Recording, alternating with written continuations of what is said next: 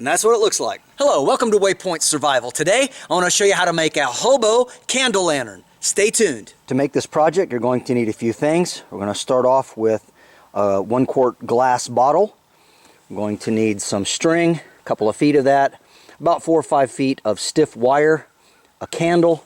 We're going to need our fire kit with kerosene, some snips, a pair of pliers, a bottle to put the kerosene in, a can that's large enough that the glass bottle can slide inside, and then we're going to need some nails. A large 16-penny nail, and then some smaller nails here, and then a screw. The first thing that we have to do is we want to cut off the bottom of the can about 2 inches tall. For me, that's about 8 ribs up. I know that my finger, from the tip of my finger to just past this first knuckle here, is about 2 inches. So I can measure that, and so I want to cut the can to about here using the snips. And again, you may want to use gloves for this, depending on how good you are at handling metal. And again, we've got to make sure that we don't go beyond our mark. Okay, so right there. Once you get this first one marked, you just simply keep cutting on around, and I'll do that and get back with you. What we end up with is something like this. Now this does have a lot of sharp edges, so be very careful about that. The bottom line is we want this to fit in the bottom of the jar, just like that. So again, about 2 inches, something right here. Now, go ahead and take your pliers, and you want to crimp and fold this top edge over. So just keep working your way all the way around. And this will give us a safe edge instead of a sharp edge. Once you get that crimped all the way around, just continue to fold it in and pinch it all the way down. If you've done that right, you should have a nice smooth edge now and all the sharp edges to the inside. Next, we want to take the large nail. This is a 16-penny nail, and we want to punch some holes below where the fold is on the inside, and we're going to put 3 holes, and they need to be equidistant from each other, so about 1/3 of the way around. And again, this metal is really thin, so it's pretty easy to do. You can even just use the pliers as a bit of a hammer. And don't worry if you bend the can a little bit, that's perfectly all right. You could place this over a piece of wood to hold that up and then bend that out. The important thing is that you get a nice hole inside of there. When you get that done with your fingers, with the pliers, go ahead and reshape that in case you've put that out of round. And actually, if you don't want to hammer it, you can actually take the nail, if your grip is strong enough, and you can actually wiggle it like this, and you can pierce it like that as well, and then just wobble that hole a little bit bigger. Make sure that they're all decently sized, and now we have our 3 holes roughly equidistant. We want to take the pliers and crimp down all those sharp edges that we made when we punched interior of the can, and make sure that that's decently smooth. You'll be able to feel if it catches on your finger or not. Next, we need to take our stiff wire, and this needs to be stiff but not hugely stiff. In other words, something that you can bend. You could use a wire hanger for this, but the stiffer it is, the harder it's going to be to work. So this is pretty stiff. This is a hanger type wire. It's pretty malleable, so you can bend it easy. We're going to go around the jar, the glass, just a little bit like this. We're going to leave enough so we can twist it. So we want to go around the jar, and we're going to come up about 2 or 3 inches toward the middle here. So once we know about what that loop is, use the wire cutters on the pliers, and we cut that. Once we got that on there, we're going to take this and come around, and again make sure that you've left enough here so that you can actually twist it. Now this needs to be twisted but loose. This doesn't need to be super tight on here. So be careful when you start twisting this that you don't get this too tight where the bottle won't slide in and out. So it needs to slide up and down freely, but still somewhat snug. So when we're done, we have a nice loop like that, and we'll go ahead and trim and fold all of this over against the side. Next, we want to take some more of our lengths of wire here, and we're going to cut 3 pieces that are about 4 or 5 inches long, something like that. And we'll do 3 of those, pretty much exactly the same size. And there we have it. We have 3 wires, basically exactly the same length. And what we're going to do is we're going to start down here in the can. I'm going to make a little hook like this, but it needs to be long enough that when it goes through the can like this, that there's enough to twist around the outside. When you're done, it should look something like that, and we do the same thing to the other holes. So we'll have 3 of these wired on just like that. When we get done, we're going to have this right here.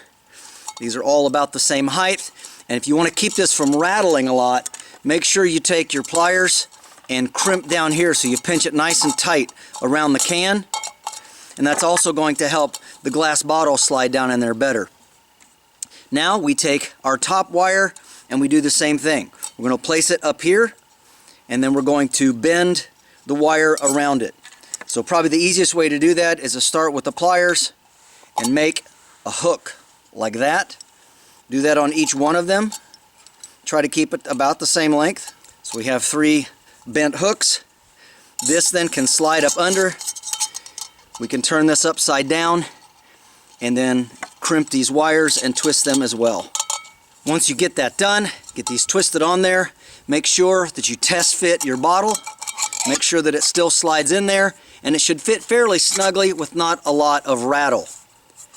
Before we go any farther, we need to put some holes in the bottom of our tin. So using a blade, this is a lock blade, using something that doesn't fold in on you, you want to go ahead and puncture a series of holes or slots in the bottom. And yes, this will dull your knife, but remember that this is hard steel, this is very soft steel, and so it'll be alright. When you're done, it will look something like that. Next, we need to put something in the center to hold the candle. Now, you can use a small nail and just put a hole in there somewhere in the center. Now remember, when you do this though, that this may not stay in there. So you can either use a small nail, you can use a little sliver of wood that's pointy on one end and taper down here. You can wedge that in. A larger type nail that's fluted, this is a masonry nail. Or I'm going to use a screw. So once we get the hole started,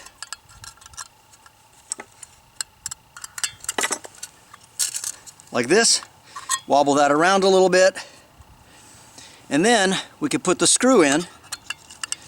And the screw, being a flathead, we also have a flathead screwdriver on the end of the pliers, and that's going to keep that in nice tension. So I'm just going to screw that in.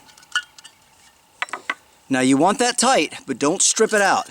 What we're looking for is that sticking up from the bottom, just like that, and that's what the candle is going to fasten onto. Before we get too much farther into the project, I want to remind you about our WayPoint Survival digital class. You can sign up for it now. It's $75. It covers the top 20 skills that we teach in our Phase 1 survival class. I think you're going to like it, and again, you'll find the links below. Thank you so much. Next, we take a smooth stick, whittle all of the knobs off of it. We want to go ahead and open up the rest of our wire. As I said, you want to start off with about 4 or 5 feet. And try to make this as even as you can. So go ahead and kind of even that up and center it. And then you want to take and put the stick of wood inside. Tighten that down pretty good, but not so tight that you can't get the stick back out.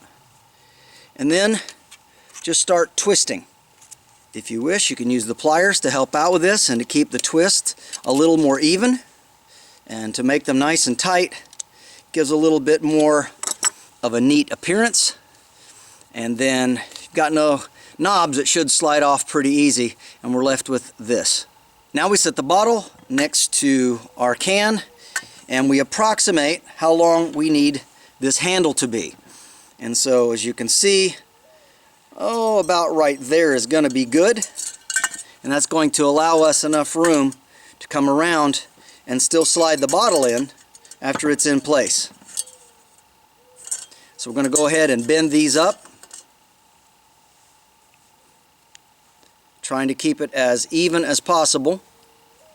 So something like this, and then slide this in until we've got a hanger. And you can adjust this as much as possible. It's best if you work with this a little bit and try to get these as even as you can. And I'll do that and get back with you. After getting the length figured out, about how high we want it, I'm going to take and then twist the wires after we've trimmed them off around the upper wire here for the handle.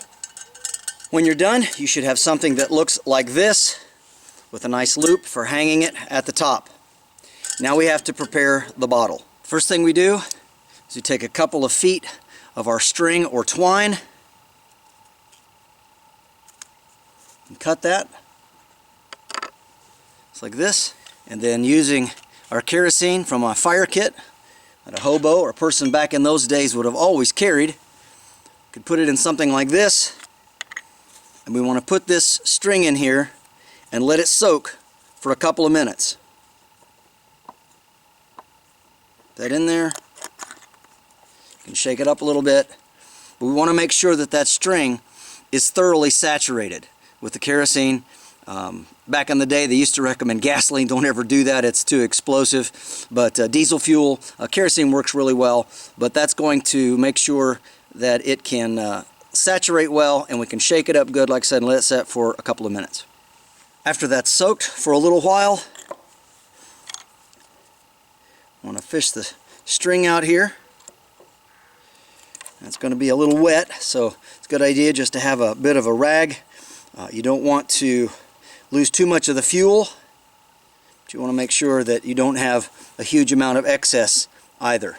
Now we take our string that is thoroughly soaked with kerosene and we double it like this, and then twist it. Just a loose twist. Doesn't have to be a real tight twist, just loosely. And then we want to put it around the bottle, right about in the spot where we want it to break off. Make sure it's tight enough to stay on. So it should look something like that. You want to move this around a little bit to make sure that it is even all the way around, because we want this to be flat. Then you trim away the excess string.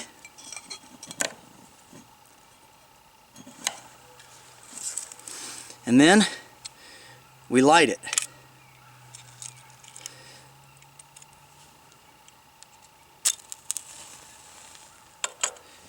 And you want to light this in 2 or 3 places. One.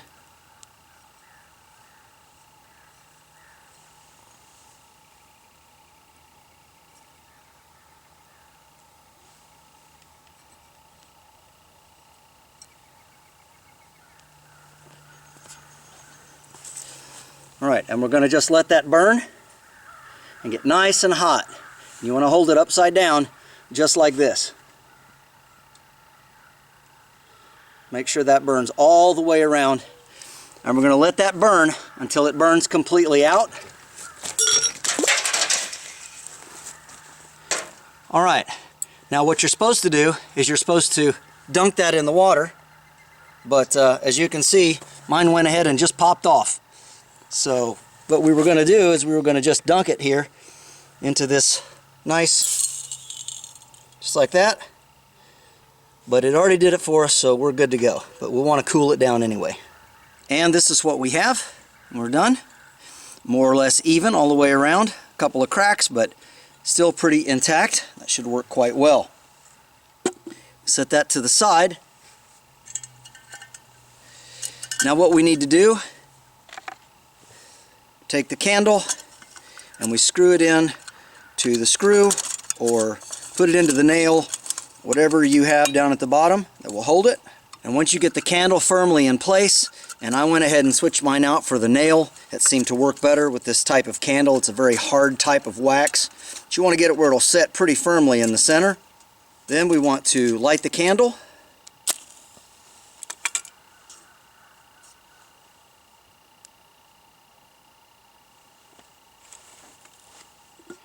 And then very carefully put the bottle over the top.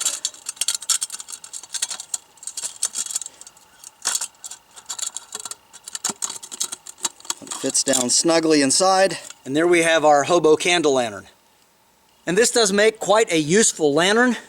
The handle here is long enough that you don't feel the heat that's coming up out of the bottle. And of course, you don't want a really long candle. About half the length of the bottle is good, but there's several hours of light in here, and it's getting good oxygen from the holes in the bottom. This is a really great project, pretty easy to do, doesn't require a lot of tools, and it's something that most hobos back in the day would have known how to put together and make. They could scrounge and forage the materials to put it all together. This is James Bender for WayPoint Survival. If you like this video, please give it a thumbs up. Also, make sure and check out the links in the description box below, just under the More button. While you're down there, you'll also find our WayPointSurvival.com link, where you can sign up for survival and bushcraft training at our beautiful facility here in Southern Ohio. You can also sign up for our $75 WayPoint Survival digital class, covering the top 20 most important items that we teach in our Phase 1 Survival and Bushcraft class. And if you haven't subscribed already, please do so. We'd really appreciate it. And when you do subscribe, make sure and press that bell button so that you can stay notified of all of our upcoming videos, and we'll talk to you next time.